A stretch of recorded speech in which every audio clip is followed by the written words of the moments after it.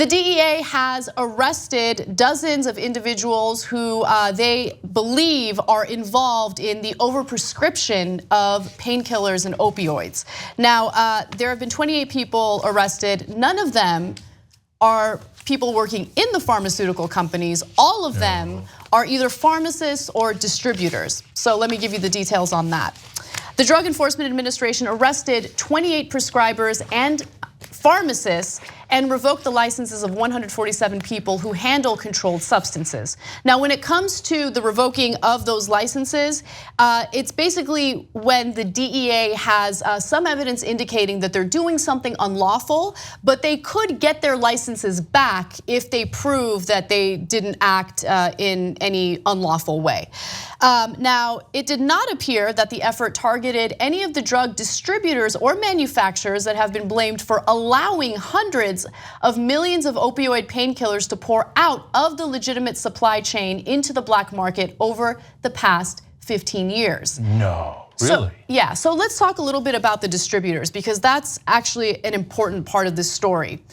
Last year, the Washington Post did a fantastic job reporting about how members of Congress aggressively pushed for and successfully passed legislation that stripped the DEA of its ability to go after these distributors. Previously, the DEA had the ability to enforce the law and see whether or not these distributors were selling or distributing a huge amount of opioids or narcotics to these pharmacies.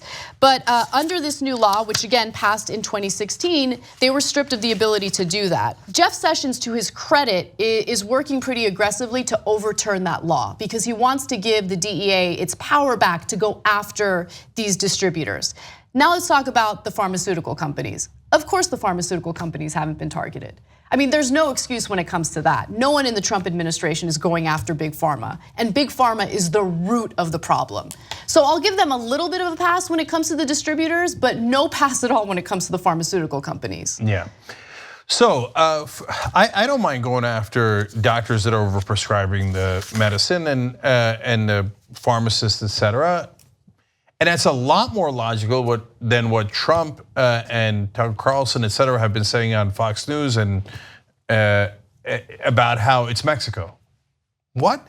Tucker Carlson just said we had 60,000 opioid deaths just last night on the program. He said because of the Mexicans. No, it has nothing to do with Mexico. What are you talking about? But there's no Mexicans running pharmaceutical companies. So the opioids are not brought in from outside the country. They're made here. And to the point Anna was making about distributors, this was from a story we did a little while back, so I don't have the exact numbers in front of me, but I believe they brought in about 20 million pills into a West Virginia town of about 3,000 people. So did they know, the distributors, hey, I wonder if these 3,000 people in this town can really handle 20 million pills in a matter of a couple of years? And of course they knew what they were doing. Of course they're culpable in that sense, and they knew that it was causing addiction, and they profited off of it.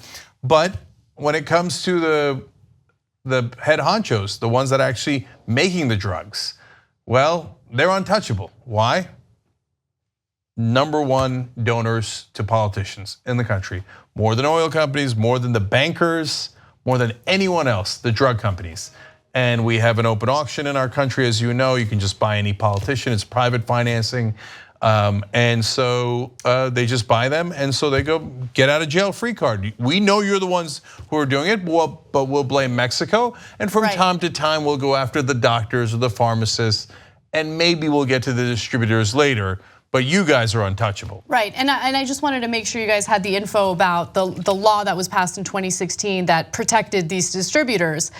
First of all, it was co-authored by Representative Tom Marino, who's a Republican, Senator Orrin Hatch, who's a Republican.